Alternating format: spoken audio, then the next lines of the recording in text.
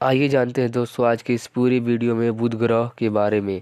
बुध सूर्य से पहला और सौरमंडल का सबसे छोटा ग्रह है। अंग्रेजी में इसका नाम मर्क्यूरी इस तरह पड़ा। आइए जान लेते हैं। इसका नाम रोमन देवता मर्क्यूरस से लिया गया है, जो वाणिज्यिक और संचार के देवताओं के दूत पर नाम रखा गया है। बुध एक स्थलीय ग्रह के रूप में वर्गीकृत किया गया है, जिसका सतह का गुरुत्वाकर्षण लगभग मंगल के समान ही है और वह वर्षों से चली आ रही अनगिनत प्रभाव घटनाओं के परिणाम स्वरूप बुध की सतह पर भारी गड्ढे हो गए हैं। इसका सबसे बड़ा गड्ढा कैलोरिस प्लेटेनिया का व्यास 1550 किलोमीटर यानी 960 मील है और ग्रह का एक तिहाई व्यास 4880 किलोमीटर यानी 3330 मील है। पृथ्वी के चंद्रमा के समान बुध की सतह थ्रस्ट, दोष और प्रभाव घटना और सूर्य द्वारा निर्मित उज्ज्वल किरणों की प्रणालियों से बुध का नक्षत्र वर्ष पृथ्वी के 88 दिन और नक्षत्र दिन 58.65 दिन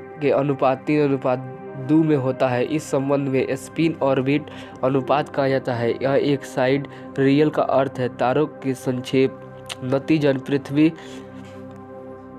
नतीजन बुध पर एक सौर दिन सूर्य से सूर्योदय तक लगभग पृथ्वी के 176 दिनों तक रहता है। ग्रह के नक्षत्र वर्ष से दुगुना है। इसका मतलब यह है कि बुध का एक भाग पृथ्वी के 88 दिनों के एक मर्क्यूरियन वर्ष के लिए सूर्य के प्रकाश में रहेगा, जबकि अगली कक्षा के दौरान वह भाग अगले 88 पृथ्वी के दिनों के अगले सूर्योदय तक वह हर समय अंधेरा में रहेगा। इसकी उच्च कक्षीय विलक्षणता के साथ ग्रह की सतह पर सूर्य के प्रकाश की तीव्रता और तापमान में व्यापक रूप से भिन्नता है। भूमध्य रेखीय क्षेत्र रात में -170 डिग्री सेल्सियस से यानी -270 डिग्री फ़ारेनहाइट से लेकर सूर्य के प्रकाश के दौरान 420 डिग्री सेल्सियस से 790 डिग्री फ़ारेनहाइट तक बहुत छोटा अक्षीय झुकाव के कारण ग्रह के ध्रुव अस्थायी रूप से छायाग्रस्त रहते हैं।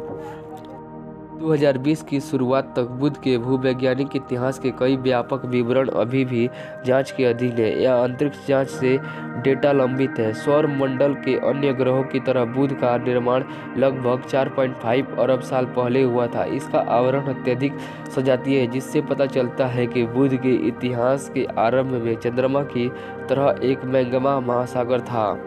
से दृढ़ता से पता चलता है कि गड्ढों में पानी की बर्फ की मौजूद हो सकती है। ग्रह के स्तर ऊपर एक अत्यंत कमजोर बहिर्मंडल का एक हल्का चुंबकीय क्षेत्र है, जो सौर हवाओं से विक्षेपित करने के लिए पर्याप्त मजबूत है।